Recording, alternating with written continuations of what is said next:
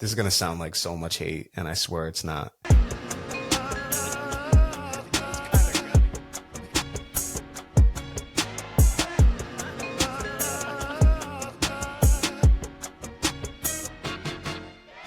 Welcome back to the Warner Brothas Podcast. Check it out. An old school edition of the Warner Brothas Podcast. It's been a while. I'm Kyle. I'm joined today only by my brother Keenan. Keenan, what's up? Weird to be back. I think this is our first original OG Warner Brothas Podcast since the finals, the NBA finals. It's been a long time. I also want to say a quick on here because obviously he is an honorary Warner brother. Congratulations to Timmy. Big congrats to Tim. Newborn, they welcomed their newborn daughter Violet to the world. So yeah, big congrats to Tim and Gabby. We were super happy for you. And sounds like Tim will be back next week. He was trying to come back today, which I was shocked by. Yeah, no, listen, he was not taking the maternity leave that we offered him for the Warner Brothas Podcast, unfortunately. But we tried to offer maternity leave. He said, no, I don't even need it. I got it. I'll come back. So shout out to Tim. Hopefully when he watches this over, he understands. But thank you. Thank you for the work here, Tim, and I appreciate that. Hopefully you and Gabby are doing well with a beautiful new. We'll have to get Violet a headset in like 2 weeks and get her takes on the offensive line struggles of the Cincinnati Bengals. Yeah, you're right. Joe Burrow is not going to be healthy. Maybe if he comes back early. But Kyle, we got some questions here. A little 8-pack. I've got an 8-pack of either or questions. Love it. That I came up with today. Love it. Might get to 12. We'll see. But right now I've got 8. And you know what? It was originally supposed to be 4 NBA, 4 NFL, and by the way, I do want to talk some NBA, whether we get to it today or what. We're itching for an NBA pod here, so we got to get a full NBA pod in. But I digress. Right in the thick of things, man. I can't believe I'm saying this, that Thanksgiving's next week. It really, to me, doesn't seem like it. Probably more than any other year I can think of, like, in recent memory, where I'm like, all right, it does not feel like Thanksgiving and the holidays are right around the corner, but Thanksgiving's literally next week. The Thanksgiving games are next week. Black Friday is next week. And to me, Thanksgiving on, Keenan, is like pre-postseason to me. Yes. Everything from essentially, this week's week 12. So I'll say everything from week 13 on, to me, is essentially pre-postseason football. Every matchup that you get that's either a team on the bubble and a team that's surely in the playoffs or a division leader, anything that involves like meaningful football, you're not out of the mix. Those are mini playoff games to me. And they have that mini playoff game feel. And, we essentially got that this past week with games like the Broncos and Chiefs, with the Eagles and Lions. Seahawks, Rams. We essentially got the mini playoffs, and you could really say November football, but specifically once you get to Thanksgiving on, it just ratchets up just another level to me. So as long-term Patriots fans, as we both are, and we always love to mention the Patriots while we're here. The AFC East leading New England Patriots. The AFC East leading New England Patriots. The AFC Conference leading New England Patriots. Yeah, no, they're doing great right now, but they're doing great right now. The Tom Brady and Bill Belichick era, this is when we started to like care. We percolate. It was like, every 60 minutes matter. Obviously, I'm not saying week 8 wasn't like a thing that we cared about, but like weeks 1 through 4, as long as we're getting W's, really, we're buttoned up, we're okay. Weeks 4 through like 10, it was like, okay, we need to see how good this team is. This team undefeated good, 14 win good, 12 win good. And then at this point in the season, it was like, are we AFC championship bound or are we Super Bowl champion bound? It was kind of just like we figured it out within there. So I'm gonna say this is really that time of year for us where we would like, how good are we going to be? Are we an all-time great Patriot team or are we just one of the really good ones? I'm gonna say something that sounds even more elitist than that. The games really didn't start to matter to me, or I never felt nervous if I was a Patriots fan, unless it was a primetime game on the road versus a team that either had Peyton, Right, Peyton Manning, late Mahomes, Manning games, sure. Andrew Luck, those kind of games. Manning, yes. specifically Manning and Rodgers matchups. 100%. Giants, the times we get the Giants. Yes. Those games, it was important. Or specifically even like the West Coast teams. Like if the Niners were good, those always felt like, all right, we don't face these teams often. Ravens, of course. Ravens, of course. Very select games. I would say, honest to God, 2 to 3 regular season games a year outside of the division. I would really get. But even more elitist than that, Keenan, I don't think I would truly get nerves watching my team play, New England Patriots under Belichick and Brady play up until the second half of the divisional game, if that game was competitive. If not, I'm not even kidding. If not, I mean this, the divisional game, we'd play it every Saturday night. We'd always get the Saturday slot. That was like, that was honestly like the third holiday after Thanksgiving and Christmas. We got another blessing. We got a 1 day lead on everybody else because we got the win. Let's say fourth holiday. Let's say fourth holiday because you got New Year's in there. So it'd go Thanksgiving, it'd go Christmas, then it'd go New Year's, and then 2 or 3 weeks after that, you'd get after the bye because we'd always have the bye.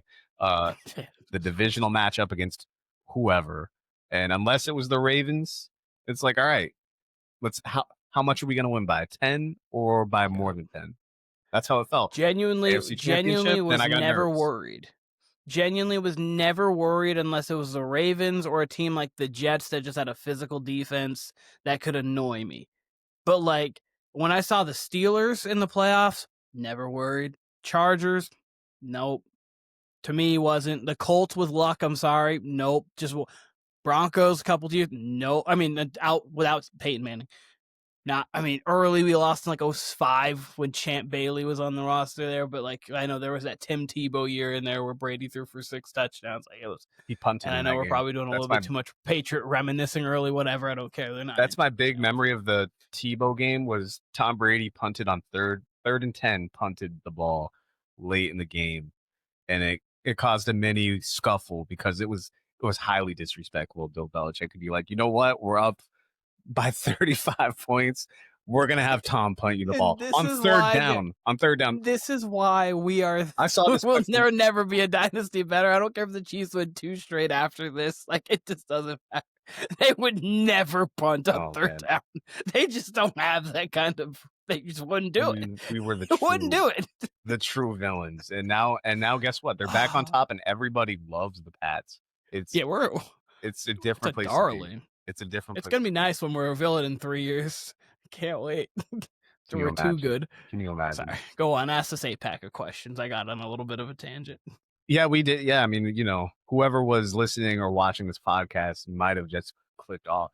You might just got out of this podcast because you just got a Pat's Glaze-a-thon there for like whatever. Don't care. A 2010 Pat's Glaze-a-thon. We're even talking about the current day Pats.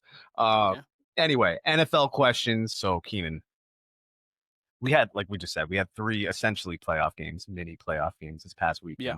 Week 11 was fantastic. Honestly, might be my favorite week of football. 4, even if you want to count Bills Bucks. I just remember that one. My goodness, yes. Massive. That was borderline a classic, honestly. Yeah, no, that was Josh Allen doing Josh Allen. 100%. That almost makes me want to. All right. Okay. All right. I'm sidetracking myself, but let's get back to it. 8 questions. They're either or. Kind of just feeling out how you feel, and maybe I'll answer these too, but I want to see how you feel about these particular topics at this point in the season. By the way, I want to tease that next Wednesday, we will be after week 12, which means it will be my 3rd edition of the NFL team tiers. Preseason, post week 6. Now we'll have post week 12 going into Thanksgiving, and then you'll get the last edition after week 18 going into playoffs. Yep. Anyway, Keenan, let's start with the Kansas City Chiefs. 5-5. Were they 4 straight Super Bowls they participated in? 3? They went to 4 straight. 4 straight. Wait, no, it's 4 out of the last 5. 4 out of the last 5. The Bengals got to 1 in there. 4 out of the last 5, 1-3. I will save my personal thoughts on their Super Bowl runs, especially after we just talked about the Pats. I will say this, Keenan. I 100% thought, even though it was the Broncos in Denver, which I think is one of the toughest places to play in the league, I 100% thought the Chiefs were going to win this game. Same. I thought it would be tough, but I thought ultimately they would win this game. And honestly, if this wasn't off a bye week, let's just say Chiefs don't have a bye week, they come in to Denver, maybe I think differently. Maybe I do pick Denver by a field goal. But the fact that it was coming off a bye and it was essentially the Chiefs, I want to say for their season, but it was still a must-win game, especially with it being in division. I didn't even think twice. Yeah. I didn't even think twice about it. So I had the Chiefs in a couple parlays that, of course, they ruined. But I didn't think twice about it, even just doing game picks last week. But I'm picking the Chiefs. That being said, Keenan, when we discussed the Chiefs in the preseason, it was one of my favorite preseason topics that we had. I asked you and Tim and Brandon, I said, because you and Brandon actually picked the Chiefs to go to the AFC Championship game. I don't know if one of you had them in the Super Bowl. I cannot remember. No, we all had them in the AFC Championship game. Okay, so I asked, because Tim and I did not have them in the championship game. You and Brandon did. I asked you guys, do you think it's more likely that they go to the AFC Championship game or that they miss the playoffs altogether? And obviously you and Brandon stuck with the reason why you had them in the AFC Championship game. And Tim and I each said, I think we'd rather see them, or I think it's more possible that we see them fall out. At 5-5, Keenan, and outside of the playoff picture, they're not dead. They're not out. They're still very much alive. Do you stick to that statement? Do you still think they have a good chance to make the AFC Championship game? Or do you think it's more likely they miss the playoffs? I think at this point right now, it's actually a little more likely that they miss the playoffs than it is that they get to the AFC Championship game. Though I could see both. Like if they get hot down the stretch, they get 11-6, and they go to Denver, maybe go to New England or go to Indy or whatever the case may be, they have a path to get there. And most likely it's not going to have to be playing against Lamar or playing against Josh Allen. So they're going to have much of the experience on their side and the better quarterback on their side. Obviously, they feel like they have that in every single matchup they ever are in. It's because you have Mahomes. But they're in the playoffs. They're as dangerous as they get because obviously you have a team that's there in the playoffs. But at this point right now, they've got a tough schedule left. They've got the Texans defense, which right now, obviously, the Texans offense, they might have CJ Stroud back by then, but the offense isn't much to be desired as of this moment in time. But that defense is still real. They still see the Broncos again. They still see the Chargers again. They what see week the is Colts the Texans? this week. Texans is in 3 weeks, I believe. I'll bring up their schedule. Sure, so they got Colts. So they got Colts this week. At Dallas for Thanksgiving. At Dallas, and then they have the Texans after that. So like the Texans will be they're in a fine position to beat the Texans because they'll be coming off a mini bye, obviously with them playing on Thanksgiving. But that Dallas on Thanksgiving, that's still a tough game. It's gonna be an extremely tough game. It's an extremely tough game with a Dallas team that's getting better defensively, and then offensively has been playing really good football for the majority of the season. And then they get a Colts team that's 8-2 coming off of a bye, and Jonathan Taylor has been playing like one of the best players in the league, not just running back, obviously the best running back, but one of the best players in the league. So this week, though it's in Arrowhead, which is where you would favor the Chiefs a little bit just because they get to be at home, it's still going to be an extremely tough environment. And if Daniel Jones doesn't turn the ball over, the Colts have a very good chance to win that game. So, and the thing about it is now with the Chiefs is because not just that they have lost, it's the games that they lost. They really only have the tiebreaker over the Ravens. They don't have it over the Jags. So if the Jags and then both have 10 wins, they won't have it. The the Chargers already having 3 wins in the division most likely won't go 0-2 or 0-3.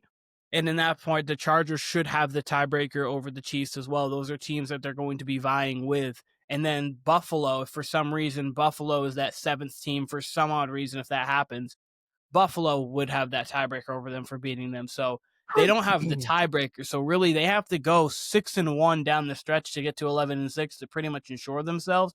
Because 5-2 down the stretch and getting to 10-7 doesn't ensure that they get into the playoffs. So as of this moment in time, I would say it's a little bit more likely they don't make the playoffs at all than they don't get to the AFC Championship game. My guess, though, would be that they do sneak into the playoffs as a 7th seed, and the Jags do fall out a little bit. But the Jags have a favorable schedule to where Jacksonville could get to 10 wins reasonably, but it's also the Jags, and any point Can't trust them. they can jag, because they can jag. they have 2 Titans games and they have a Jets game. And then they play the Colts twice and the Broncos. So, like, could they? And they have the Cardinals this week too. So if they will beat the Cardinals, both the Titans twice and the Jets, which they should win all 4 of those games. Keyword should. I will give them the 2 Titans games. Jets and Cardinals. The 2 Titans. I'm not gonna concede yet. Yeah, you can't. It's in Arizona this Sunday, which is a big game for them, and then obviously they have the Jets at home. So really, this Cardinals game is the one to me. If they win this Cardinals game, they should make the playoffs theoretically, because you have the 2 Titans games and the Jets at home. But anything is possible. So I would say a little bit more likely that they miss the playoffs than get to the AFC Championship. Before I respond, Colts at home this weekend, at Dallas Thursday, which that alone is going to be super tough. So then that's going to be a fun game. This is one of the best Thanksgiving slates we've had. And don't jinx it. Don't jinx it. Because every time it seems to look like that, injuries happen. So let's not jinx it yet. But it is, what do we got? It's Packers Lions, right? Cowboys Packers Chiefs, Lions, and then Ravens Bengals, with the possibility, and it's looking like it's trending towards Joe Burrow being back for that game. And then Bears Eagles on Black Friday, correct? And Bears Eagles, which I'm really upset it's not the Raiders. I understand the Raiders aren't good, but the Raiders they've played, I think, on every Black Friday game. I know the Chiefs have played on Black Friday. I think we've only had, I think this is the third. Last year was Chiefs Raiders, and I think the first one was Dolphins Jets. Because I remember there was Dolphins Jets. Yeah. Because last year we talked about it, how it should be the Raiders, because like Raiders at home every year on Black Friday with those blackout jobs. That'd be fire. Yeah, that'd be fire. Like that just fits. I remember the first one. I believe, what was his name? Oh yeah, I think it was Tim Boyle through a Hail Mary, yes. And it was a pick 6 Hail Mary, which only the Jets could pull off. Yes, literally only the Jets could pull that off. You're right. You're right, 100%. So, yeah. I just want to be clear. So that third week, 10 days off, and they play the Texans on Sunday. They play. Is that in Houston? That one is. Give me 5 seconds. That one is in Kansas City. It's favorable. Then what? And then they play the Chargers at home. They play the Titans on the road. They play the Broncos at home, and then they play the Raiders on the road. Not an easy one. You get the Raiders and the Titans in there, which is good for them, but certainly not easy. And in a very interesting little thing, I just want to say this. The Broncos play the Chargers the last week of the season. That is interesting. And as we saw the Chiefs last year sit everybody, the Broncos are in position. They could sit everybody because they could be thinking to themselves, the Chargers win. We get to the Chargers are in the playoffs. We're in the playoffs. The Chiefs are not in the playoffs. So, just saying, like there's a world. Yeah, I know. There's a world where we don't see Bo Nix starting and the Chargers win in Denver for both of those teams to get in the playoffs, and that to keep the Chiefs out, which would be kind of weird, funny, because last year, obviously, the Chiefs sitting everybody kept the Bengals out, which is kind of cool. So the Bengals would be trolling all over social media for that. I actually kind of forgot about that, honestly. Not the fact that the Chiefs sat them, but I didn't realize that it kind of knocked the Bengals out. I'd forgotten that. Yeah, no, if the Chiefs win that game and the Broncos lose, the Bengals are the 7th seed. But only thing I will say to my own either or question, this is the situation we're in right now is the exact reason why I said it's more likely the Chiefs miss the playoffs and get to the AFC Championship. I thought they would cough up a couple of these divisional games.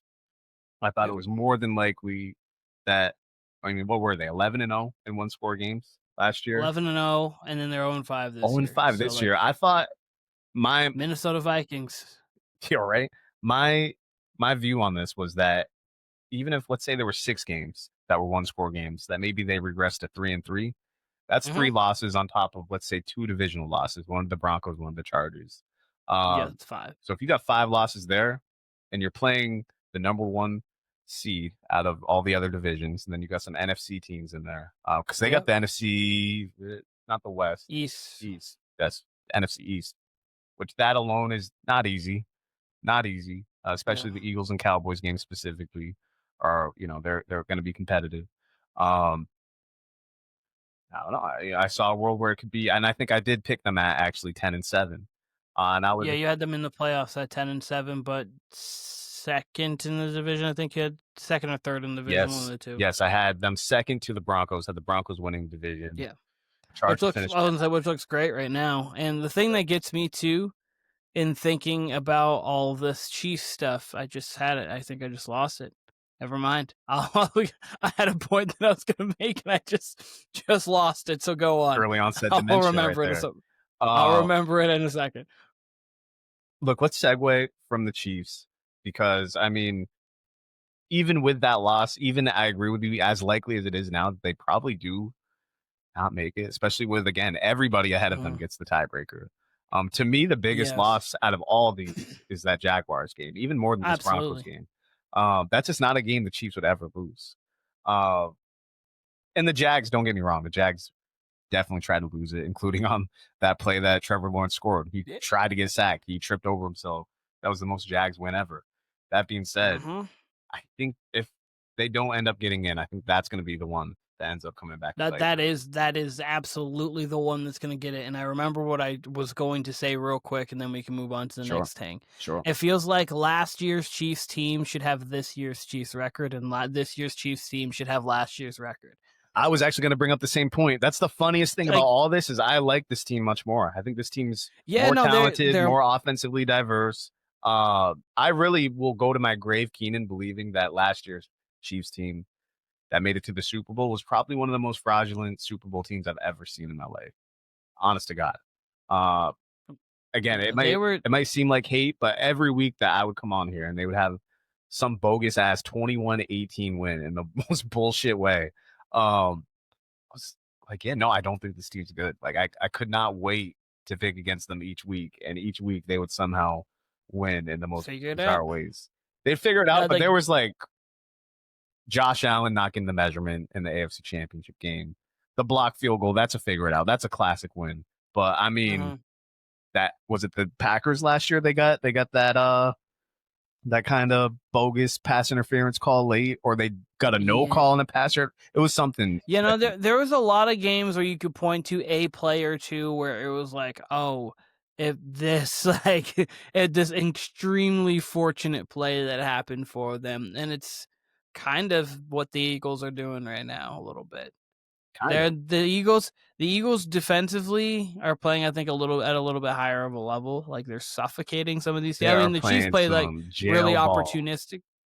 I was gonna say the Chiefs play were really opportunistic defensively, and they played really good defense last year. But the Eagles this year seem like they're at this point in the league, like they're suffocating some teams right now. And then offensively, they're just basically not playing until they have to. They'll make a play here or there. Speaking of the Eagles, Keenan, you know what I love?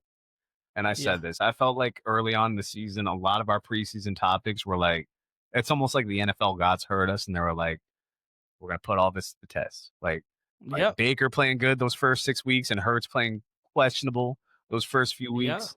And those two being the topic of our QB tiers early on, right? You just did your QB tiers. I think the most debated part about your QB tiers, both weeks that we saw them, was like the 10 through 6 range, or even 10 through 4 range, right? And my favorite thing about this is, Keenan, we got Jordan Love last week facing the Eagles.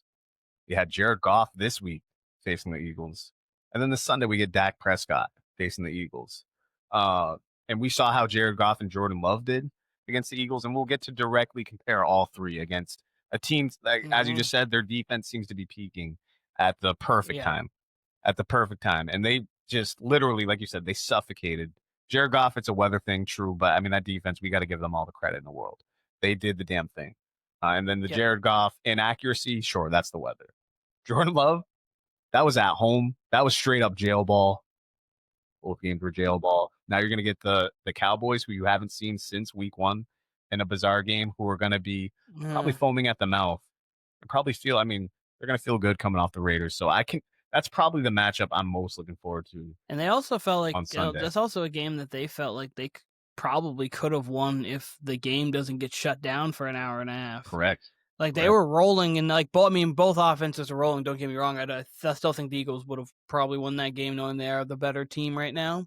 But the Cowboys offensively, like when you turn that into a defensive game, you know you're going to favor the Eagles. Well, in an offensive game, all bets are off, especially with the way that Dak Prescott has been playing this year and the way that offense has been humming this year. So. Yeah, that's one of the best games of this week. Obviously, Colts Chiefs, as we've talked about, as well as a couple other games that we're going to be looking forward to here. Rams Bucks Sunday night, but pretty garbage ass 1 o'clock window, if I remember correctly. Oh yeah, it's Steelers Bears is the one good one, and then if for some reason Burrow comes back, Bengals Patriots has a little bit more interest to it. But other than Patriots that, Bengals is okay. Patriots Bengals okay. Vikings Packers. Yep, that'll be all right. That'll be. I can't say I'm in love with Mason Rudolph facing the Bears. That one I'm not. Is it official? I know Rodgers is trying. Rodgers is really trying to play like with a fractured left hand. Like it's like he is aiming to play, and I don't know. I haven't heard anything yet on either way, but he is aiming like I'm playing in this game. He does own the Chicago Bears, so I mean, it would be very like Aaron 25-5 lifetime. It would be very Aaron Rodgers for him to come back after playing subpar football. I'd say so-so football. Excuse me, most this year to just demolish the Bears. Yep. Coming off injury. Excuse me. All right, Ken, you mentioned Joe Burrow a couple times. I have a question about Joe Burrow's career. Is it more likely that Joe Burrow will appear in another Super Bowl? Or is it more likely that his career gets cut short due to injury? Which is more likely? He is. Drake May is now sliding up there but going into his favorite player. I love myself some Joe Burrow, but I think it might be more likely that it's injury at this point. Wow. And I know. I think that there's so many good teams in the AFC, and he's not being dropped into a situation to where his team is like, oh, this team is instantly a Super Bowl every year, like 12-win team kind of contender. Like if you were to take him off and drop him on, like, say, the Eagles, just because the Eagles roster is loaded, I would probably say the Super Bowl, because his team's just so good. Like his offensively, if they didn't play defense and it was like, hey, how many points can you score in a game against a set defense? Like I would say sure. Mm-hmm. But the way that organization's run in Cincinnati, the way the defense just hasn't gotten better and like maybe even gotten worse, they just don't seem like they want to spend money. I would have to lean towards the injuries, because as none of these injuries are related, they're all just like related to Joe. Like it's not like, oh, it's the same knee over and over again, or with Steph, it was like, oh, it's the same, it's just ankle injury after ankle injury after ankle injury. No, it's a wrist. He had obviously the appendix. He has the broken leg. Then he's got the toe and the different leg, I believe. It's just like, it's a bunch of just different things going on at different portions that don't seem to all relate to each other. So I would have to unfortunately say that I think it's more likely that his career gets cut short to injury than him win the Super Bowl. And I think that's more than just a Joe Burrow thing. I think that also has to do with him being a Cincinnati Bengal thing. But if he was randomly traded tomorrow to the Minnesota Vikings, I'd be more confident. The Vikings. No, I only mentioned the Vikings. Shout out to a guy I played basketball with on Sunday, and I worked with at Dick's Sporting Goods, Matt Loss, and his favorite team is the Vikings. And he was like, "Yeah, no, let's go give 3 first-round picks for Joe Burrow. Get Joe Burrow on this team." And I was like, you know what? If I'm the Vikings, I might give him a call.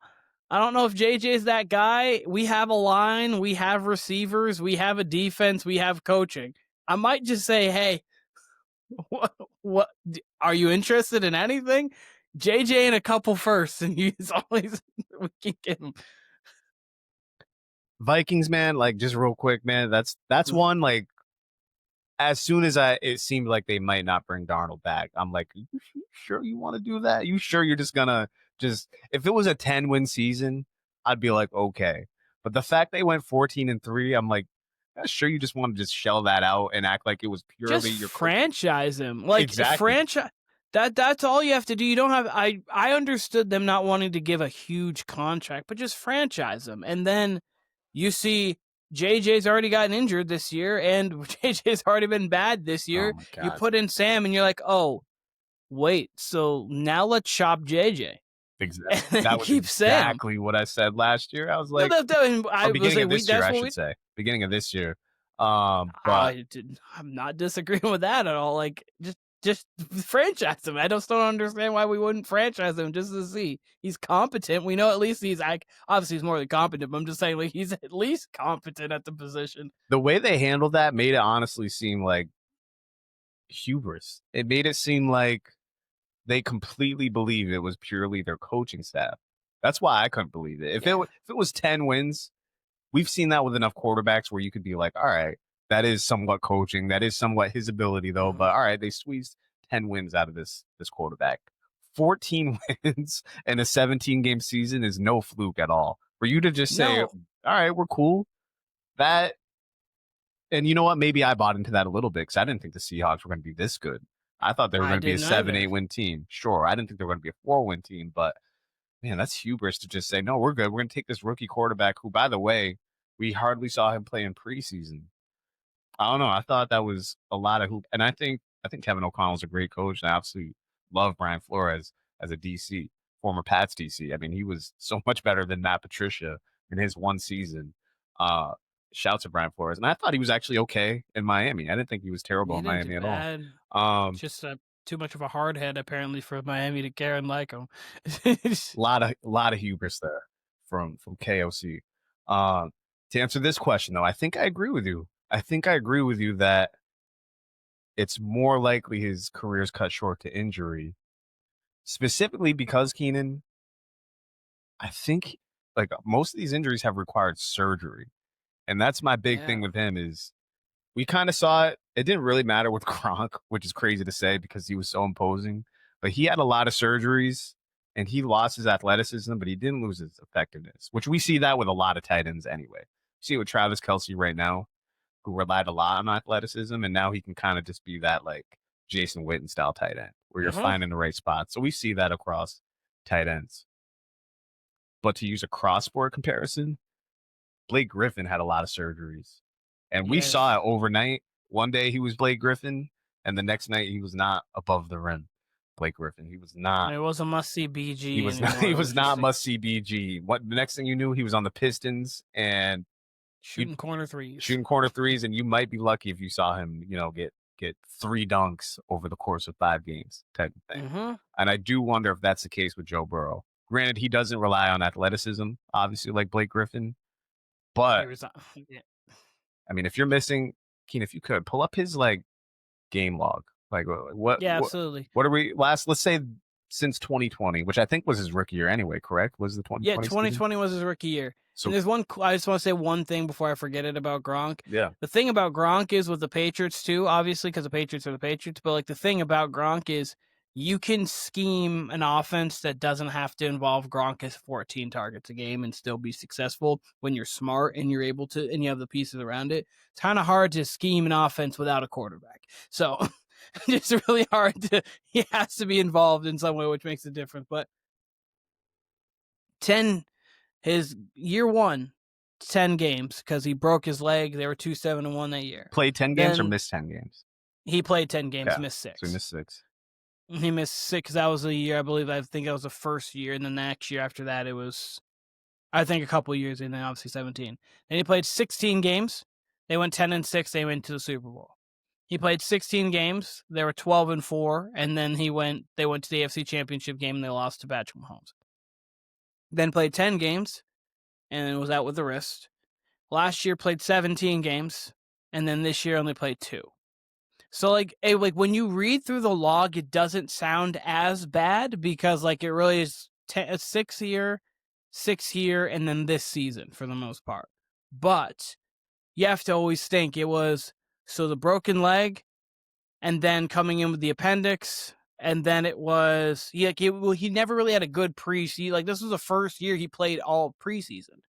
And then that's why people like me, I was excited. I was like, he finally can play through a preseason because he's healthy throughout the entire preseason. Because then he goes into the preseason appendix, and then it comes with the calf strain, and then it's the wrist, and then it's just the toe. I'm now. trying to It's remember because he had surgery on this toe, I believe. Yeah, he had surgery on his toe. He Did had he- surgery on the appendix. He had surgery on the broken leg, and then he had surgery on his wrist. He did have surgery on the wrist. Yeah, I think he had to have. Because I remember, He had. because I remember that was the big topic of conversation last year, and what had me worried was he came back and he was still having pain in the wrist, so I didn't know if that was just he was letting it heal. Yeah, But he had successful surgery in November 23 to repair a torn scapholonate ligament in his right wrist. So he had surgery on his wrist. So 4 surgeries in 6 seasons. 6 seasons, yeah. All right, let's go. Next question. We talked about the Eagles a little bit. Keen, do you think it's more likely that one of these 3 teams, the Indianapolis Colts, the New England Patriots, the Denver Broncos, you think it's more likely that one of those 3 teams gets the Super Bowl or that the Eagles repeat this season? So you get 3 teams or an Eagles repeat? I would say more likely that one of those 3 teams get to the Super Bowl. Actually, I would lean there a hair. Rank them. I know that Rank them. Patriots, Broncos, Colts in that order. And they called me a homer for that. But I think that when it comes down to it, obviously the Patriots have a defense that's good enough to compete in these late games. And obviously Bo Nix has been really good in fourth quarters of games, but I do have more faith in Drake May in those situations. And I think situationally the Patriots can put themselves in situations. But the Broncos defense, if you had the Broncos one, I get it, because that defense right now is sacking people at a historic rate. So I get it, but it's just so hard to repeat. Obviously the Chiefs did it, and then before that it was the Patriots, 3-04. Like, it's just so difficult to repeat. Rare. And then extremely rare. It's extremely rare to repeat. And then especially in a time now where that offense isn't clicking and you have a lot of really good teams in the NFC. You've obviously got the Rams. They have got the best of the Rams over the last 3 games that they've played. The Eagles have won all 3. Though they have all been close, they have gotten the best of the Rams. The 49ers are still hanging around because the 49ers are being well coached and they're starting to get a little bit healthier, even though defensively they're not going to get as healthy as they can. But still, Lions, though they just beat the Lions, that's still a tough team. The Packers are still a tough team. Like, it's just, the Bucs are a tough team and the Bucs play them tough. So there's just a lot of obstacles to getting back there. Do I think it's possible for the Eagles to repeat? Of course.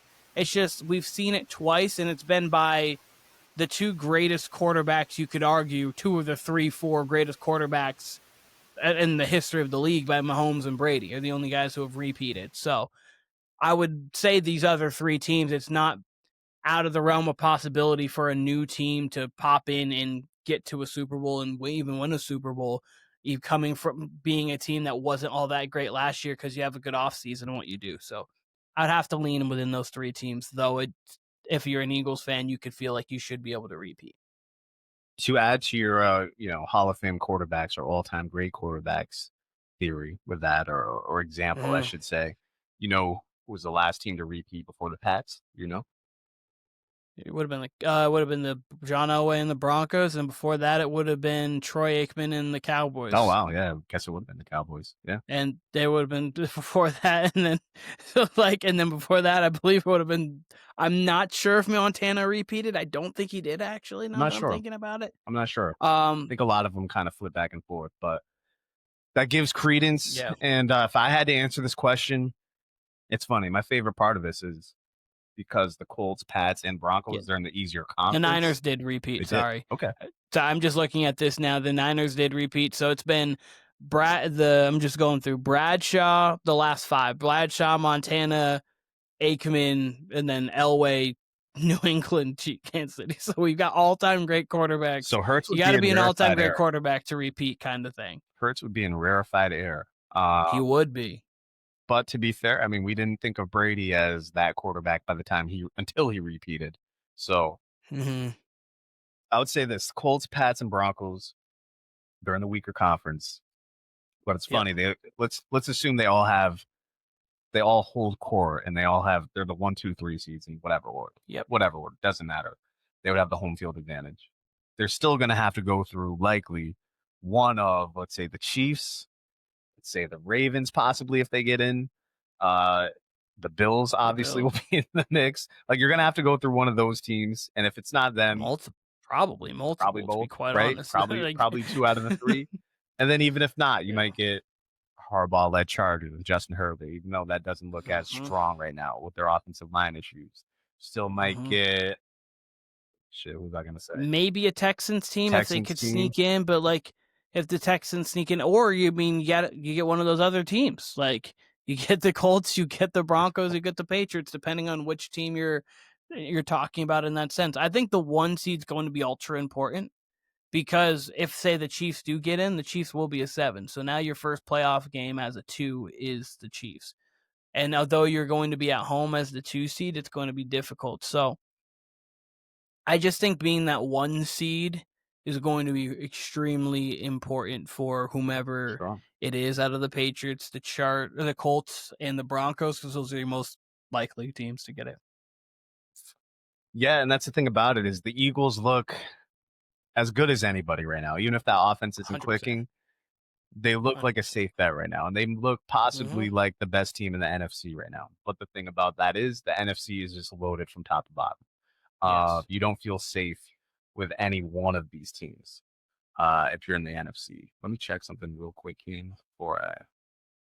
Yeah, and just to make a quick cross-sport comparison, because that's what we love to do here. Sure. 2 teams that are repeating, or that are on a chance to repeat, the Thunder look head and shoulders better than the league. And it's not odd to see. I know it has been odd over the last 7 years, but when you get really good teams, it's not odd to see them repeat in the NBA. Like, we've seen a lot of repeat champions in the NBA. This decade specifically, it's since the Warriors, it's been very difficult. And obviously, as you're saying, this specific decade. But, like, before that, repeats happen quite often with great teams. Like, it was almost expected that if you're a great team, that second one's going to be difficult, but like you're going to repeat. LeBron, Kobe, Shaq, obviously the Warriors, Mike, like Rockets, Hakeem, like a lot of, if you're a really great team, you're probably going back to back. So the Thunder going back to back would shock me less than the Eagles going back to back, but the Eagles, of course, they're 8-2, and they've beaten 6 of the probably 11 best teams in the league thus far this season. They have a great resume to themselves so far. Yeah, that's why I love that question, because part of me does want to say the Eagles, but it's just that they got the tough road, and can I really right now see the Colts, Pats, or Broncos? Maybe a couple of them. I don't want to spoil too much because, again, I'm doing my tiers next week. Like, I can see it. We've seen weirder things in the NFL than we watched a 2011 Giants team be mediocre for half a season and then go on a hot run and win a Super Bowl. So, like, we've seen weirder things happen than that. But the Eagles, it's more like, if you're an Eagles fan, it's kind of more likely that they slip up, though, right? The Eagles, like, it's just. You could catch the Rams on a Sunday. You could catch, even though I think they're better than this team and they just beat them, the Packers on the right day. The Packers, the Seahawks, the Bucks, the 49ers, the Lions. And like they're missing Lane Johnson for 4 to 6 weeks. They're 8-2 right now. The Eagles still have a tougher schedule to end the season. What if they have to, instead of being in Philly, they have to go to LA or even go to Seattle or go to these other places? It's gonna. To answer that question, honestly, I think more than any team, possibly in the league, I like Philly in those situations. I would like Philly. Yeah, no, they travel well. They travel well. LA is like a dream place to play for anybody on the road, just because LA in January, you're probably getting 70 to 80 degree weather, 85 degree weather. So, that's almost ideal for any offense. Or Tampa.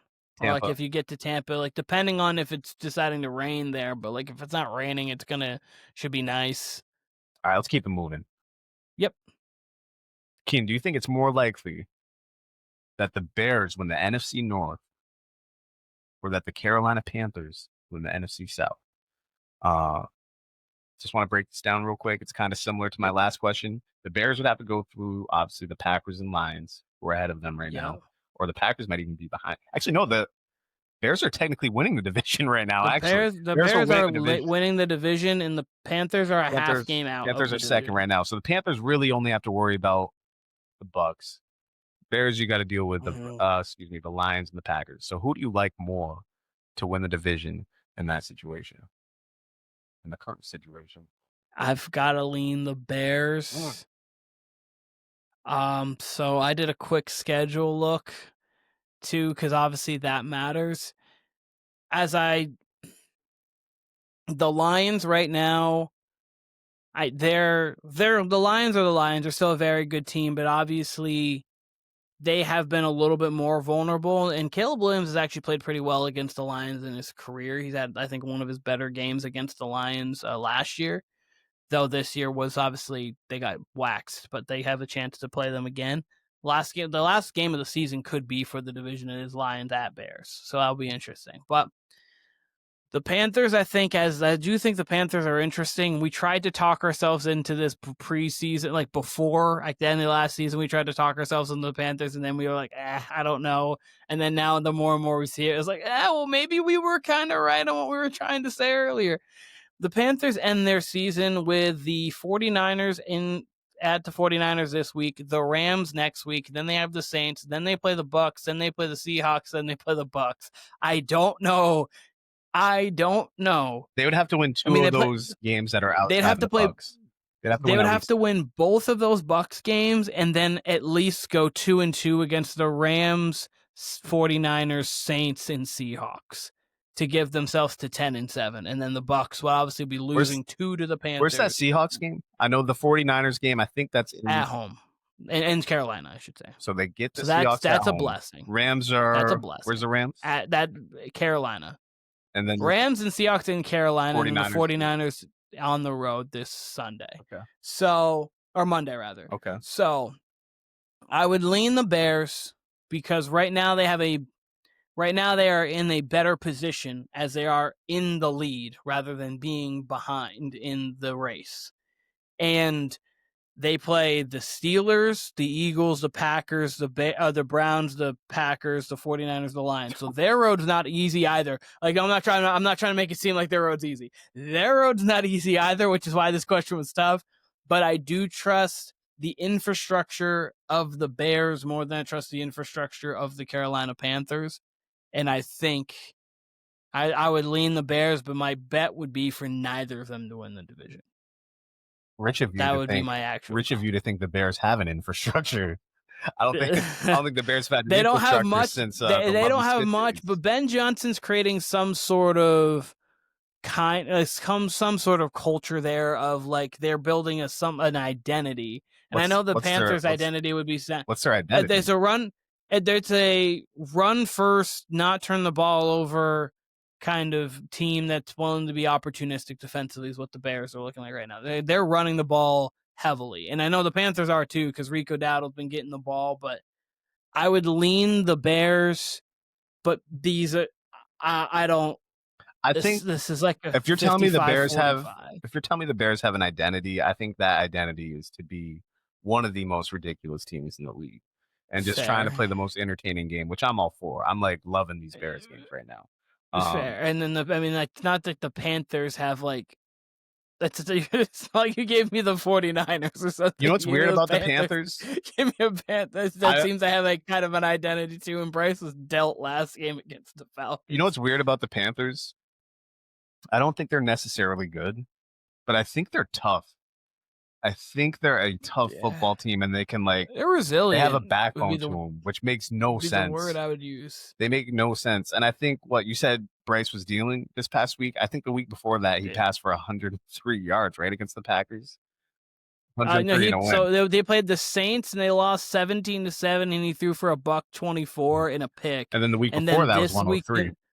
And then the week before that was 103 or 102 against the Packers in a loss. No, and then he said, "Hey, guy." Oh, sorry, Ralph, you're right. Sorry, my bad. In a win, my bad. And then 448 and 3 touchdowns against the Falcons in a win. It's just like he just does these random. I love this stupid ass league. I love this Every stupid-ass time you want to count out the Panthers for being like the worst team in the league or something close to adjacent, and then they do something like this where it's like, oh, okay, makes no sense. I see you, I guess. Like, every time you want to count this team out for being not just bad, but horrendous, they do something like that. You know what, Keenan? I think I'm going to go, just to answer this question, I think just to win the division, I don't love either of those schedules, but I'm going to choose the Panthers only because it's only the Bucs they have to go through. Whereas the Bears, you're still having to deal with the Packers and Lions, and you still have games against them. Which, as in fairness, you see the Bucs twice, so like you control your own destiny against the Bucs in the sense. Exactly. So they can win I don't hate it. They can win 2 games, and we don't have the Bucs schedule in front of us, but the Bucs could just find themselves in a situation where they got the same record, and all it takes is an injury. Really all it takes is an injury. You're right. The Bucs after this Rams game, Cardinals, Saints, Falcons, Panthers, Dolphins, Panthers. Yeah, they're losing really. The thing that was part of me out of wanting the 3 schedules you just named, the Bears, the Panthers, and the Bucs. That's actually the easiest schedule out of the 3.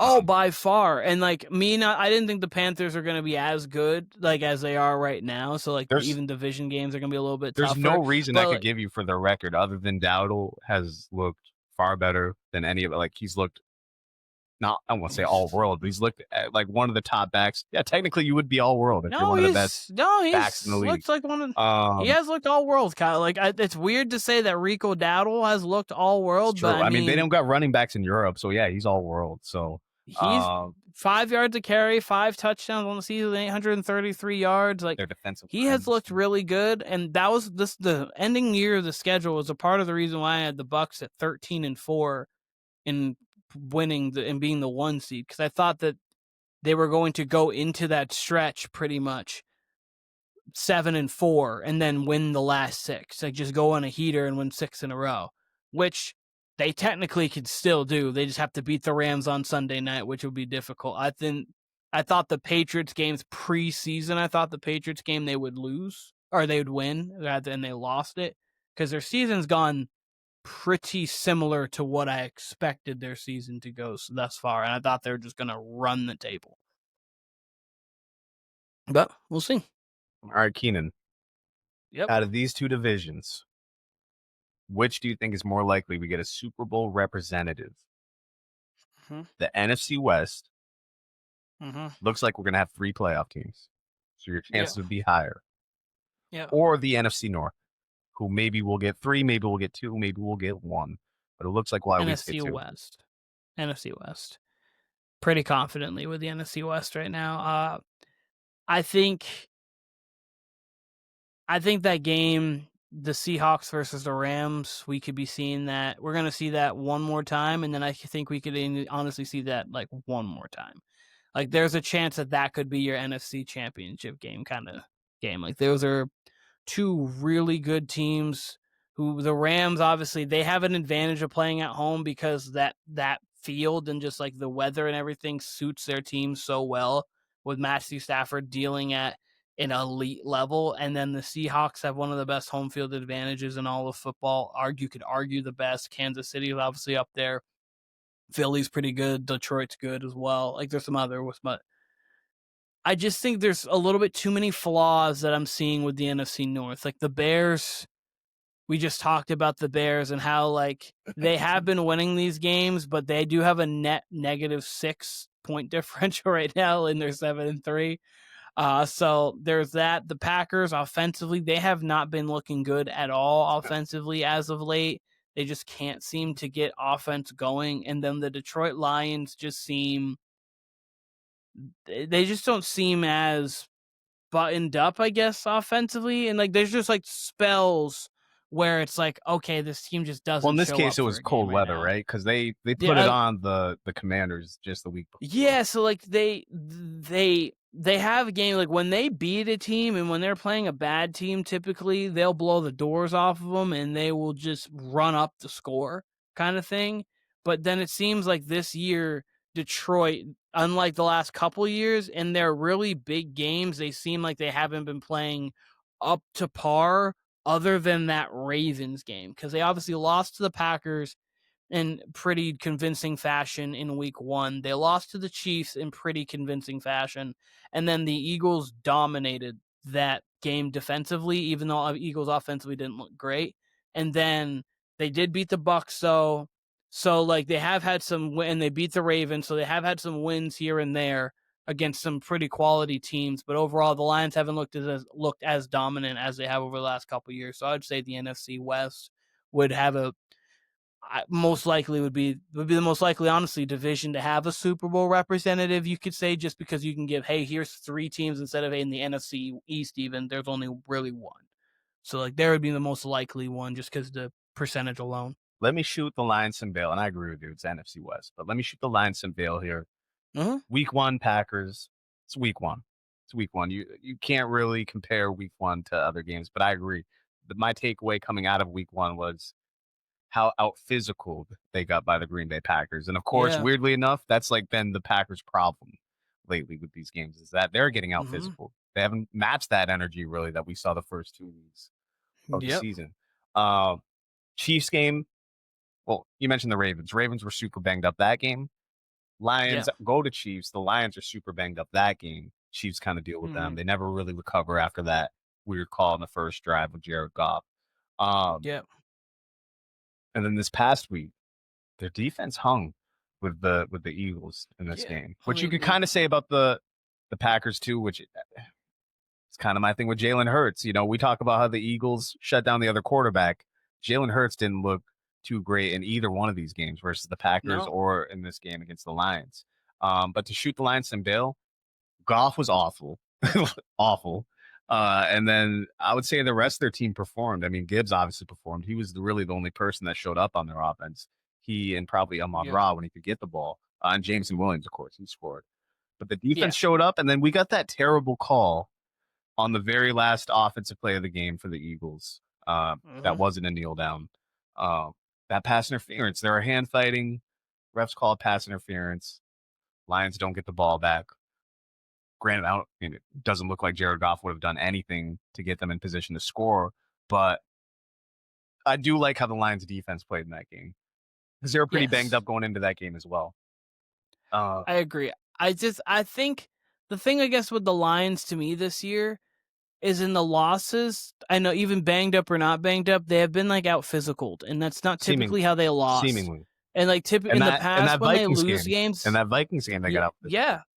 It just seems like in the past, it seems like when the Lions have lost games, it's not out physical. It's just really they get to Jared Goff, and Jared Goff hasn't made great decisions, but that does, like, the physicality is usually there for the Lions. Like a lot of these games, I mean, obviously you could point to a lot of the time teams getting out physical, but like really it's them, like they're getting bullied, and they don't typically get bullied. That's just not in their DNA and their nature. So I've seen that a little bit more than normal with the Lions this year. That was their one redeeming quality. I don't think they got bullied by the Eagles this game. I thought they held serve. I thought Goff was the real difference there because he just could not adjust to the cold weather at all or the wind. Obviously, the Eagles got to the quarterback, but I thought the Lions defensive line brought it, and I thought they held up enough. It's not like Jared Goff got sacked. Yes, he was under pressure, but there's many times where Jared Goff had time to throw and he just could not complete the pass. Keenan, originally this question did involve Jared Goff, but I'm actually going to remove him from the question because I think I know the answer. Okay. Need a big game, whether it's late regular season game, right? Late in the season, divisional game, playoff game, Super Bowl. I give you these two quarterbacks. Who do you feel more confident in? Sam Darnold, who looked like Scam Darnold this past Sunday against the Rams. Sam Darnold or Daniel Jones? Who you taking to win a big game in these Thanksgiving to playoff stretches? Who you taking to win a big game out of those two? Man. So as I think Sam Darnold is the better quarterback, and I would take Sam Darnold over Daniel Jones. In this one, I have to say Daniel Jones. Have to. Because he's done it and Sam hasn't yet. Daniel's won. Daniel did win a playoff game and playing very well against the Minnesota Vikings, and he did make plays in that game. So, like, I've literally seen Daniel Jones do it one time. And I think Sam's better than Daniel Jones. But I have seen Sam Darnold, big game against the Rams, fold. Big game last year in the playoffs against the Rams, fold. He also didn't have time in that game, but still fold. Big game against the Lions to get the 1 seed, fold. So, I have not seen Sam do it yet. I have seen Daniel Jones do it in a playoff game. By default, I have to go with Daniel Jones, even though I want to go with Sam Darnold because I think he's a better player. Like, he just has more talent. In fairness to Daniel Jones, he has done it a time. So I'll say Daniel Jones. I'm not confident in either one of those, though. I'll say this in fairness to Sam Darnold. We did mention the Vikings went 14-3. He lost the 2 key Lions games late. Yes. And he lost the Rams games, obviously. Yes. Actually, excuse me. I want to say they played the Lions like mid-season last year, and it was like Yeah, semi-close. they played the Lions mid-season, and then it was the finale that was bad, right? And then the finale, they got dog walks. And then the Rams game, he got dog walked. And there was a bad call early in that game that actually could have flipped the game a little bit, but I think it was when the Rams had like 8 sacks in that game. Like they were just Darnold couldn't breathe. So it's not fully on him, but he also, it was deer in headlights. It wasn't great. The only thing I'll say to shoot Darnold some bail is that for them to go 14-3, he was obviously making plays late in the season in big games. It was just when the spotlight was all the way on and everyone was watching for that Lions game when it was clear it was for the division. Lions dominated them, and then the very next week we saw the Rams dominate him. So that was the lasting taste in our mouth from Sam Darnold. Heavy pause there. But yikes. but it's very hard for me to say either or Daniel Jones or Sam Darnold because, again, Sam Darnold technically won big games late in the regular season. But you're right. Daniel Jones did beat the Minnesota Vikings. It seems like that game was in New York. Maybe that was in Minnesota. I can't remember. It was in Minnesota. Must have been in Minnesota. Yeah, it had to be. Yeah, they were 13-3 that year. I was trying to think if they were the 13-3 and not the 1 seed for some reason, kind of like they were last year. But no, the Giants were the wild card, and then there was that 4th down play that Kirk Cousins threw the ball short of the sticks to T.J. Hawkinson, and they lost the game. But yeah, but Daniel Jones played well in that game. Like he played well in that game. So in fairness to Daniel Jones, I will give him the nod over Sam Darnold, who I haven't seen. In that game, Daniel Jones won 31-24, 24-35, 301 yards, 2 touchdowns, no interceptions. He ran the ball for 78 yards and had no fun and did not fumble the ball.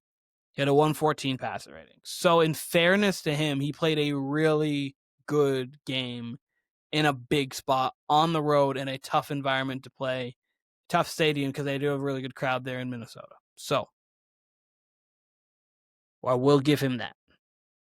I just want to preface this one more time. Let me throw this at you in a different way, okay? Let's say for some reason these quarterbacks are the backup and the starter for New England, right? Yeah. Let's flip it. Let's say New England's going to Buffalo in the AFC Championship game. Terrible weather. Yep. It could be home even because it doesn't matter. New England or Buffalo. Terrible weather. Which one of those quarterbacks do you want? Darnold or Daniel Jones?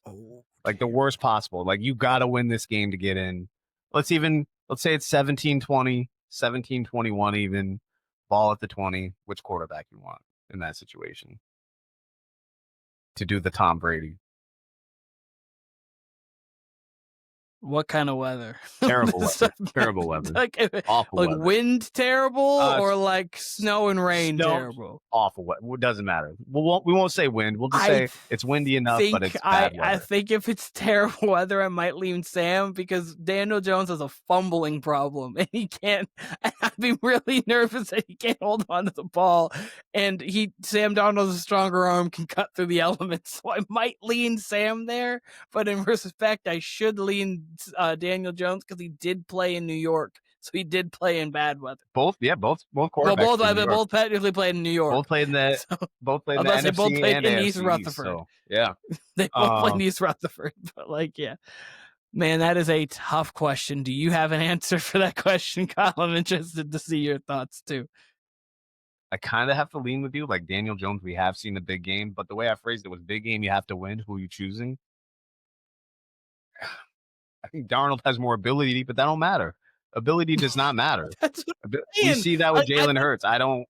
Again, I've said it. I don't love Jalen Hurts as a quarterback, but in a big game, I trust Jalen Hurts.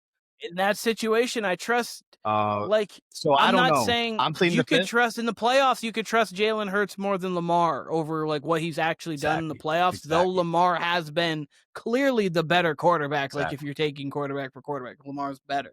But we've seen Lamar in multiple plays not play even up to his standards, and we've seen Jalen Hurts play over his standards. So like you could argue, I'm taking Jalen Hurts over Lamar in a playoff game, and I'd be like, I guess like I'm going Daniel Jones. I'm going Daniel. I think I'd have to lean only Daniel because Jones. Keenan, as you mentioned just last week, Darnold has admitted to seeing ghosts during a football game. Sam Darnold clearly saw these same exact ghosts last week against the Rams. That was one of the worst big games I've ever seen out of a quarterback in quite a while. And that shows how good the Seahawks are, because the Rams didn't play a bad game. Shut down in the second half. Rams were shut down. But the Rams didn't play like a bad game by any means. Obviously, they didn't play peak Rams. But the Seahawks had a chance to kick a field goal to win the game. It just shows how good that Seahawks defense is and how good the Seahawks can be. Absolutely kept them in the game. I was originally keen this question was going to be Jared Goff, Sam Darnold, Daniel Jones, but Goff's been in the Super Bowl, so I felt I'm trusting. I'm trusted, and he put the bad weather in there. Then you're shaky last week. Boy, he could not complete a pass. Keen, I have two more questions. Yeah, this one involves two people named Mike. Mm-hmm. If Michael Jordan were the no, I'm just kidding. Out of these two coaches that I'm about to name, what do you think is the most likely scenario? Okay. Is it more likely that Mike McDaniel comes back to the Dolphins, or is it more likely that next year Mike Tomlin is coaching somewhere else, or just not in the Steelers at all? We'll just say somewhere else for father's sake. It's more likely that Mike Tomlin's not coaching the Steelers, or that not coaching the Steelers, or coaching somewhere else, or that Mike McDaniel is coaching the Dolphins week 1 next year. Which one's more likely? I'd be more likely. Man, I would have to say more likely that Mike McDonald. Daniel. I'm saying Mike McDonald. Mike McDonald's fine. He'll be chilling. Mike McDaniel's is not in my. Golly, that one's a tough one. I don't think Tomlin's going anywhere, essentially. So that's where I'll answer that. I just don't think Tomlin's going to go anywhere. They're going to keep him. They're going to continue to keep him at this point. The only way I see them not keeping him is if they were to lose out. Like, they would have to collapse. Even if they go to like 10-7 or like 9-8 and even miss the playoffs, I don't think that they would fire him. They'd have to truly 6-11 implode, with Rodgers not missing any time and the hand actually not being an issue. So I'd probably say McDaniel. So let me start by saying this is the most disappointing coaching effort I think I've seen out of Mike Tomlin. He hasn't had a signature win yet this season. It'd be looking like New England, but that was a New England team that wasn't what it is now. 1 and 2, New England turned the ball over. They were self-inflicted. I was going to say, that was their worst loss of the season, New England.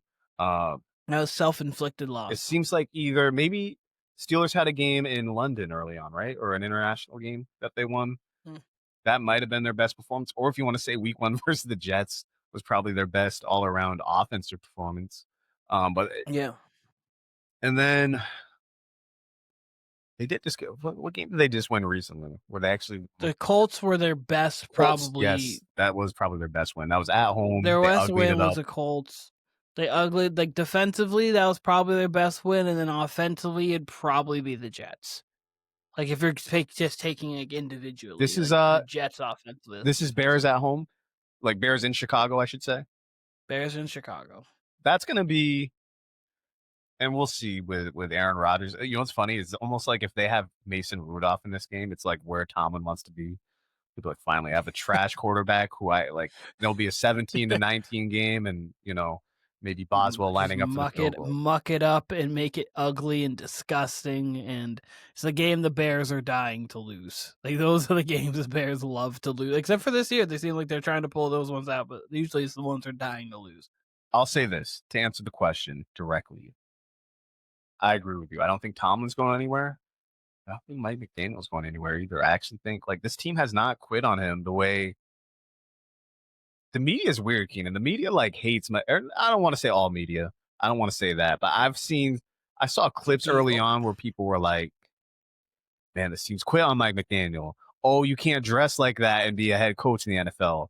There are people who even said like, yo, you can't have glasses like that and be a coach. Like, you can't look like that and coach the NFL, essentially. I thought that was weird. But the people who early on, like first 6 weeks, were saying this team's quit on Mike McDaniel when they were very clearly given effort. And more importantly, what I couldn't understand, people were saying this instead of giving shit to Tua, where there was very clear that like Tua was losing some of these games. So they were put behind in these games 100%. because of Tua. And then you've seen as the season's gone on, this team's still playing for Mike McDaniel, and playing hard for him. And I thought it was very telling also. The owner fires the GM. The owner gave him grace to save him through the rest of the season. And I don't know, what are they, 5? Is it 4 or 5-7 right now? I think they're 4-win team, right? 4-win team, yeah. There's a world where they could at least get to 6-7. I mean, I think they're going to be very competitive. They play the Saints this week, or not this week. They play the Saints next week. They see the Jets. The Bengals, we'll obviously see what they look like when Burrow gets back or how long he's back for. The Steelers, the Patriots, who could be resting in week 17, and then the Bucks. So, like, they absolutely could, or week 18 for the Patriots, but, like, no, they could. And there's been probably 3 moments this year where the team could have fully quit on Mike McDaniel, understandably, like in the sense of like more so where the situation of the season is like, we're just done, like we're not doing anything. And they haven't. In fairness to them, I thought Mike McDaniel was going to go, not because he was a bad coach. I thought he was going to get fired mid-season. I just didn't think this team was going to be good. And after, they just went worse and worse and worse, and that they were just going to basically be like, Tua needs to go, Mike needs to go, we just need to overhaul this whole entire thing. So that was my thing of him getting fired. But I never thought he was a bad coach or that he did a bad job. But that was my thing of why I thought he was going to get fired mid-season. But no, there's been multiple times where this team could have quit on this roster, and they didn't. Right after they get blown out by the Browns 31-6, they play the Falcons, and they win 34-10. They get blown out by the Ravens 28-6, and in that second half, they look bad. And then blow out the Bills out of nowhere. Then they blow out the Bills. Like, it's like there's been situations like that all season long where you're like, okay, this team finally, now this team can just go and just go off into the sunset, and then Mike can just do whatever Mike does, and they haven't. So you've got to credit the coach for that. Like, you got to credit the coach for that. So, like, I don't think you can go into next season with Tua and Mike McDaniel as your answer and say we're going to be a winning team. But if you said, hey, Tua's gone, which I think they're going to, and then Mike can stay, then I'm fine with that. I would be actually fine with that. I also wouldn't be surprised to see Tua and a competitive backup, whether that's a young guy in the draft or if that's someone they sign. I would not be surprised to see some competition, only because it's going to be extremely hard to just move off Tua given his contract. Yeah. I would say I just think that you can't have that be your only plan. Yeah, 100%. So like if like I think they should have like had. You have to have something. I think they should have had a real backup option this year with Tua, given the injuries he's had. The same way Purdy and Mac Jones. Like I think that was really good because obviously Purdy being a smaller quarterback, you have a guy like Mac Jones who can steady a ship if necessary.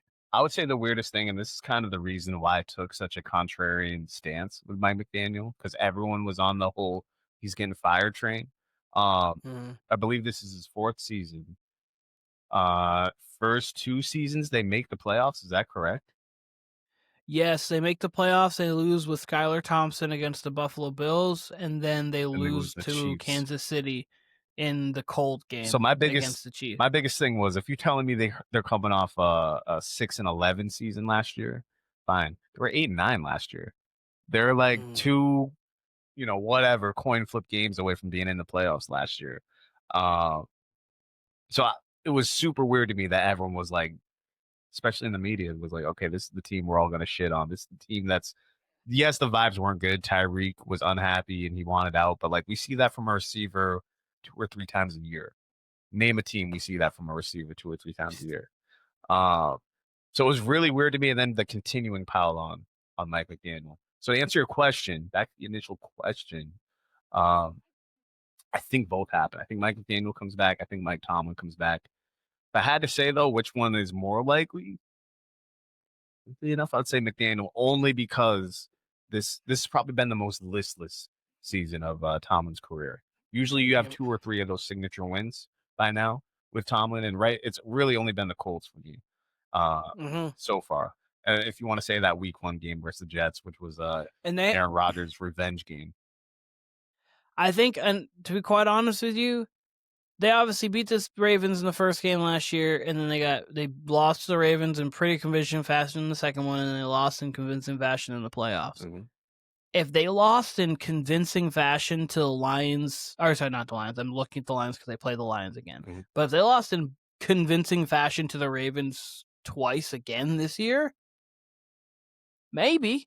I mean, they end the season at Chicago, against Buffalo, at Baltimore, and then they play the Dolphins, speaking of Mike and Mike. Then they play the Lions, then they play the Browns at home, which means that defense is going to be even better than what it already typically is, and Myles Garrett's probably going to break the sack record in that game. And then they play the Ravens, and then they play the Ravens again, and that game really could be for the division and the last playoff spot, possibly. So Mike could still go 7-10. And, like, if that is the case, like, Big Tomlin, I should say, because we're talking about 2 Mikes. Tomlin could go 7-10, and if he does go 7-10, then you get to a situation where it's like... It'd be funny if ownership in the front office was like, we have to wait until it's under 90 games for us to fire Mike. We're not doing it unless he goes 8-9. Yeah, no, like, I think they might, to be quite honest with you, like because at one point you'd be like, you just fired a winning coach every year. Like, we're just firing a winning coach. Not that, and you couldn't fire a winning coach. It happens quite often. Like, we're a winning coach, or happens. Or winning coach. It does seem like more than ever, and you can't excuse the front office because they're not really giving him quarterbacks to work with either, and that would include the end of Big Ben's career. So you can't fault Tomlin for that, but it does seem more than ever like this is edging towards Marvin Lewis in Cincinnati territory, where like you couldn't have reason to fire him because they were successful each year. You could pretty much book Marvin Lewis for like, hey, we're gonna be an 8-8 to 10-6 team and lose in the first round of the playoffs every year. Sometimes like even a 12-win team, every other year, or a 12-win team and lose in the playoffs, and like. It was just like we're going to be a good team and lose in the playoffs every single year in our first game and not win and not win a game. So at some point, you just kind of got to go in a new direction. But at the same time, if you're Tomlin, you're like, you've given me Mason Rudolph, you've given me Duck Hodges, you've given me obviously 41-year-old Aaron Rodgers, old Big Ben. You haven't given me like much for quarterbacks, and of Kenny Pickett, and I made it work. So, and then next year they'll probably give him Kyler, and then like just say, hey, make it work. And it'll just be continuing like carousel of middling, mid-level quarterbacks that have like in theory high upside. Which we've seen that be successful in very recent history. So maybe that's the way.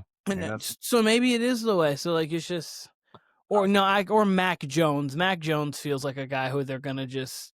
I could see that working. Like you're gonna talk me into that. Actually, you're gonna talk me into see, like that's the thing. I'm not gonna lie to you. Out of all the quarterbacks I've named, is there really one you can convince me that's definitely better? Like for sure. I'd rather have Mac than Kyler in Pittsburgh. In Pittsburgh specifically, I would agree with that. Actually, I just think that Kyler I could see working out in certain places. Actually, I'd rather see Kyler in Minnesota than JJ. I want Kyler with an offensive coach. Yeah, I think Mac having a defensive minded head coach at this point, with him understanding a playbook and offense and a system that like he understands what to go in there and do. I mean, he did that at Alabama, and then he obviously did that a little bit in New England, and then now for the 49ers. But I would like to see Kyler with a great offensive mind at the head coach to get to utilize him to the best of his abilities. I have one more question, but I'm actually going to push that one off for this question. You kind of brought it up. I guess we both kind of brought it up, but I've actually seen this question posed over the last couple of weeks. So I want to ask it to you. Would you rather be a team like the Minnesota Vikings, who is always in the mix? And I'll throw the Phoenix Suns for a cross-sport reference to it. Suns are always in the mix. They're never really a terrible team. Maybe if they are, it's for 1 or 2 seasons. They're always in the mix, but they never can win the big one. Or would you rather be that team that is trash, let's say over a 30-year span, or 18 to 22 or 24 of those years, you're not good. But 1 year, it all comes together and you win the big one. Which would you rather be? Would you rather be an irrelevant franchise who gets, I want to say lucky, but all the stars align for 1 year? Or would you rather be that team that over the course of 30 years, you're competitive largely for those 30 years? You're going to have memorable teams, like to give you the Vikings. They've had Randy Moss. They've had Adrian Peterson. They played in the Super Bowl in the 70s. I think the Fearsome Foursome was like one of their like signature teams of the 70s. I think they might have even played in more than 2 Super Bowls, like kind of like the Bills in the 90s, right? So they've had relevant teams throughout the 70s, 80s, 90s. Again, they've had Hall of Famers. They've had signature players. I could say the same thing about the Suns and the NBA with Steve Nash, with Charles Barkley. They had runs in the 70s where they made the finals. They've been in several Western Conference finals. They had the run with Devin Booker. Would you rather be a team like that or a trash team that just gets it all together for 1 or 2 years but is largely irrelevant?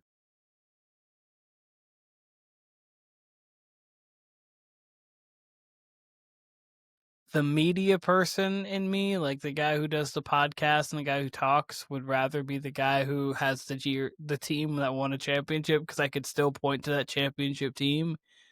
The fan in me, though, I think might rather want to watch at least a decent product if I'm going to watch a team.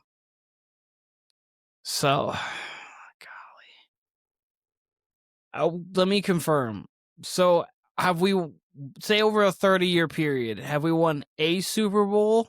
No, just one. No, you're like the Vikings. You're always no. I'm just saying, like, I mean the bad team. Have we won? Oh, I mean, like the Giants, kind of, where the Giants have been like. The Giants have been. They had successful teams before. I would say more like. Yeah. It's hard to. I was gonna say the Eagles with the Philly special, but they've since, but and they always had relevant teams. The Bucs pre-Brady, where they won in 2002, and then they were like the least winning franchise. Like they weren't really that good.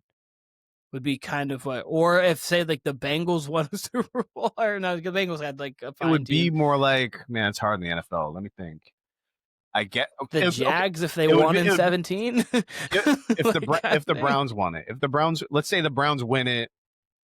Hypothetical. Let's say the Browns win it next year and then fade back into mediocrity like they've been. Because the Browns were successful in the 80s, never got the big one. But 90s on, ever since they left for Baltimore, since they came back, nothing. Just those Baker years. Literally just those Baker years is all we can speak of, right? Let's say the Browns won it next year and then just the Browns curse is back. And what would you rather be? Them or the Vikings, who are always in the mix? They've had Adrian Peterson. They've had Randy Moss. Dante Culpepper, Darnold.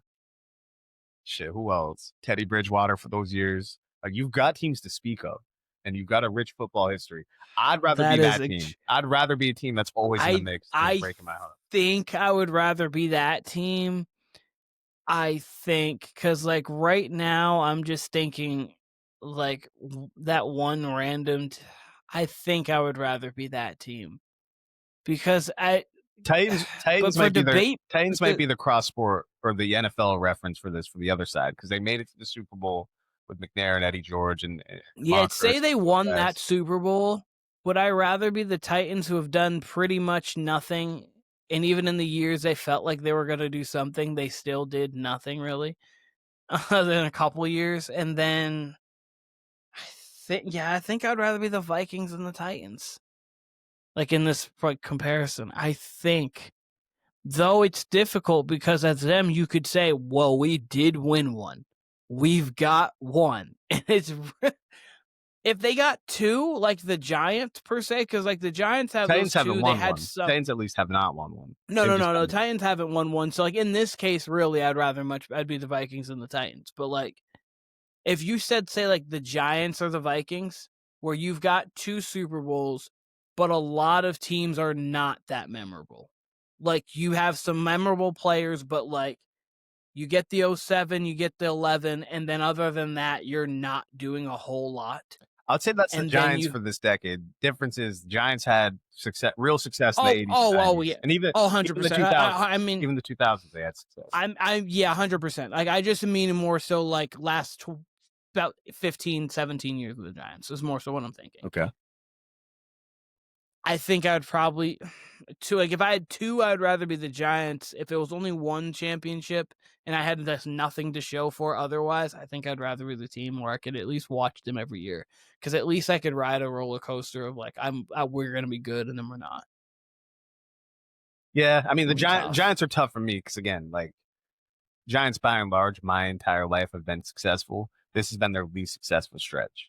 Yeah. No, I know what you're saying. Because obviously they won in the 90s, they won in the 2000s, and then they've won in every decade so far over the last. So like a Super Bowl each decade, you can get away with that. Like that's fine.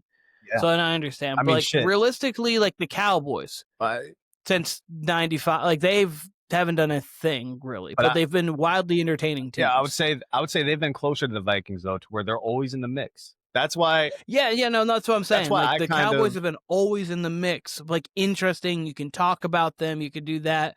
Or a team where you really just have that one peak spike year. That's why I was saying the Bucks pre-Brady. Like, where the Bucks pre-Brady was like really like they had that 02 season a couple years within that early 2000s realm. But then after that, they just weren't good. And they had at least relevant players. I think. Yeah, they had some for sure. I mean,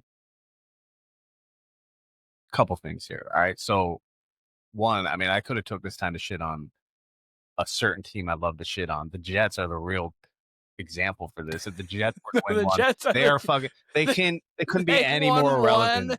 What are the Jets? The Jets are really the team that we could have said. They won one in the 70s. They've been dining off that. And they got to two AFC championship games back to back with Mark Sanchez, and then nothing. So would I rather be a Jets fan or a Vikings fan? I would rather be a Vikings fan. Thank you for putting it that way. Sign me up for Minnesota. Yeah, sign me up. Or Dallas. And sign me up. That's really why, like, you guys have heard me on here like defending Jerry Jones. I truly can't stand when people say like, oh, once Jerry Jones passes, or if Jerry Jones was to just sell this team, we'd be so much better. They've largely been one of the more successful franchises across the last 20, 25. I mean, since their last Super Bowl win. Yeah, okay, they haven't gotten back to the glory days, but have they been competitive? Do they have a good product on the field? Do you have to worry about them having a 3 or 4 win season? No, not unless Dak Prescott gets injured. You have to worry about that type of season. In fact, we thought that was going to be their season last year, and Mike McCarthy actually got them to play pretty well towards the end of the season. Yeah, so I would understand more if you saw a lot of those Jason Garrett 8-8, 8-8, 8-8, where you're just even then they were good teams, just not like they were solid teams, and then they had that spike of 13-3, but then lost to the Giants in the playoffs. And then or they 12-4, lost to the Packers in the playoffs. So you have those spikes within there. And to be quite honest with you, as I do think Jerry looks for attention more, and there are things that Jerry does that gets in the way of success, truly. I also don't think that he does a lot of many, many terrible things to where I think he does. I think it's in between. I think some people will defend him to the death, and I think it's a little too much. And then I think a lot of people, many more people in this camp, will kind of hate on him a little bit too much. I mean, I think it's reasonable hate. It's reasonable hate. No, it's reasonable. Reasonable. He does some bad shit things, but I think when I see people say this franchise would be better off without Jerry Jones, it's like, all right, by and large, I would say the Cowboys I trust with the draft more than most teams. They draft really well. They don't often miss on drafts. They might and honestly, aside from Micah, they usually keep their players. DeMarcus Ware, Des Bryant, obviously, it lasted until it didn't with Des, but their players, by and large, they keep around until they're not good. Yeah, anymore. they their do. Offensive linemen, they keep around. What's my man? And Sean, what's my man's name? The linebacker, Sean Lee. Sean Lee. Sorry, I was shout out Sean Lee. All those guys, they by and large keep their stars around. Micah's really the only one they've across his whole tenure even that's shipped away. Honestly, and I'm not gonna lie too. Going from Tony Romo into Dak Prescott really isn't terrible quarterback play to have to deal with. That's a lot. I'm pretty positive the Bears, if you said, hey, you go from Tony Romo to Dak Prescott, they would sign up for that in a heartbeat. Wait, what? There's not many organizations that are like the Packers, and where they can go from from Brett Favre to Aaron Rodgers to Jordan Love over a succession of years. A lot of teams have multiple years of dip, and the Cowboys haven't had actually bad quarterback play for a decade and a half, for even a season. Even the Patriots, obviously in between, we had the Mac Jones when he was not a Mac Jones anymore, and Bailey Zappi years. We had a couple years of that. We had a couple years of that before we got to Drake May. So you can't really hate on that. Not every team's the Packers, not every team. And so going from Tony Romo straight into Dak Prescott, and you don't have to miss a beat when it comes to wins. I understand that in the biggest moments, these guys haven't played their best always, but I'm telling you, I bet any Jets fan would be like, man, I would love to be the Cowboys. I bet. Absolutely would. Keenan, I have one more question. That was 8. I nudged this question out. Do you want the 9th? I don't think it's fully formed, but do you want the 9th or do you want to end it? Sure. All right. Sure, why not? I don't love this question. But watching these games, man, I mentioned the hand fighting penalty that ended the Lions-Eagles game. Did not love that. Yeah. There was 2 plays in particular. And they actually happened pretty close to each other in the 1 o'clock window. There was a play where Josh Allen was scrambling, got rid of the ball, and he was scrambling and went into the defender. The defender hit him not late. This was right after he threw away the ball. And they called roughing the passer. Again, this was Josh Allen's momentum going into the defender. This wasn't him in the pocket, threw it, count to 3. The lineman sack or hits him too hard. This was Josh Allen's momentum carrying into the defender. Defender hit him as he should, roughing the passer. The worst call I saw all week, probably aside from the hand fighting, was Justin Herbert got sacked. Just a routine sack. Wasn't hard, didn't get hit in the face, did not get hit in the head, wrapped him around the body, sack. Even if we're saying on a hard hit scale, this was probably Keenan a 6.5, a 7. We've all seen a sack like this. Roughing the passer on a sack. My question to you is, do you think it's not a fully formed question, so it's not really a good question, but do you think when it comes playoff time, do you think we're going to get shaky refs that are going to decide the game, or do you think the referees tighten up? Which I want to say, and I've said it multiple times in this podcast, you're going to get shaky refereeing during the year, but in the postseason, it does tighten up. I guess what I'm asking here more so, Keenan, and again, this isn't fully formed, do we get a situation like the Rams and Saints in the NFC Championship game from a few years ago. Do you think we're going to get one of those calls to decide the game? Or do you think we're going to get to end up to the point where it's not that big of an issue? Because I would say by and large, hasn't been that big of an issue since Rams Saints. I would say other than the Josh Allen spot last year, that I'll never. Josh Allen spot. You had the Mahomes hit out of bounds. Yep. A couple years before that. That was. I'll give that one's like 50-50. That one's 50-50. That was 50-50. I will never understand why the NFL said, you know what, we're not going to measure Dalton Kincaid on third down, and we're not going to measure Josh Allen fourth down. Chiefs your ball. Yeah, no, that just doesn't make sense to me. I would say I think we'll get a fine. I don't think there'll be a referee call that makes or breaks a game. So I will say we tighten up. That's optimism. I think that we'll probably get to a point where there'll be maybe some questionable calls, but there's always going to be questionable calls. But I don't think we'll get one that's like, oh man, now we're just ruined the game. Like, come on now. I'm going to agree. So I don't think we'll get one that ruins a game, but we'll definitely get a Monday morning where we look and we think to ourselves, oh, did that call mess up the game a little bit here and there? But we'll debate it a little bit, but it won't be like the only reason why. Kind of thing.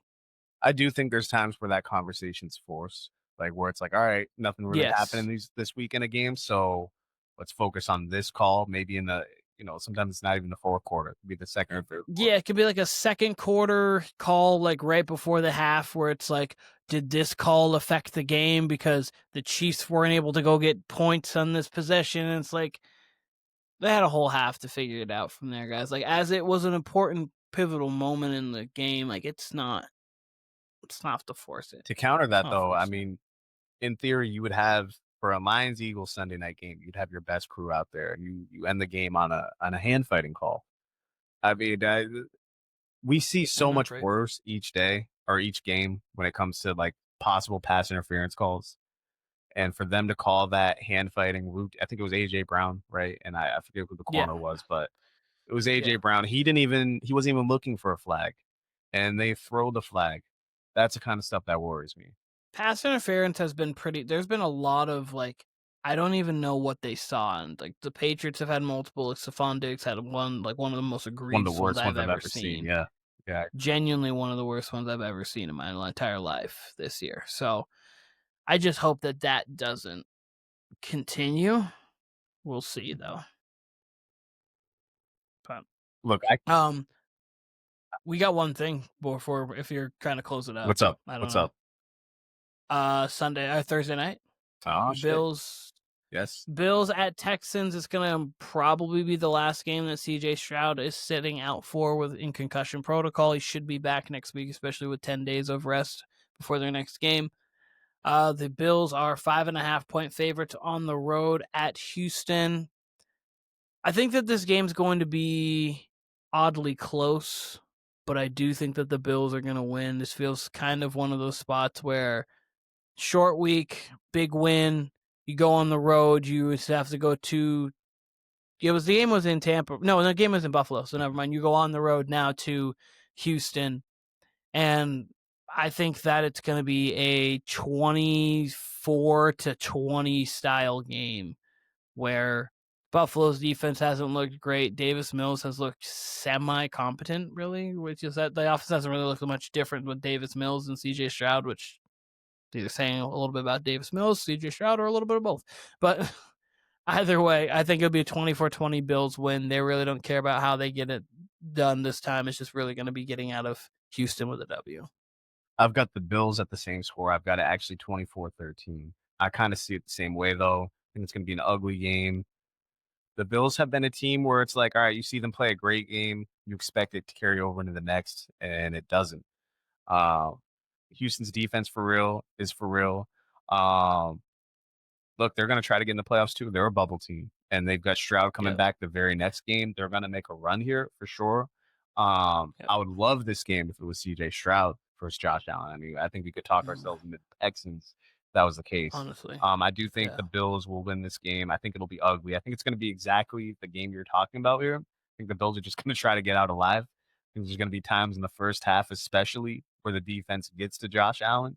But I think ultimately the talent will take over. And I do think Davis Mills might find the end zone once or twice, right? But ultimately, I don't think it's going to be a stellar offensive performance. So I think the Bills get out of there. I think with a win, and I think the Texans have an encouraging performance, but I think they'll be sitting at 5-6 after this game with CJ Stroud coming back, and you look to make you push that way. Okay. Cannot wait to do picks for this Sunday's games, this weekend's games. Got a lot. The line for the Patriots moved down to 7 from 7.5 from 8.5. It's looking like Joe Burrow could possibly suit up, maybe. Joey B. We'll see if that actually happens. Got a lot of lopsided spreads this week, but also there's going to be some good games that'll be mixed in there. So it's going to be interesting to see what happens. But Instagram, YouTube, TikTok.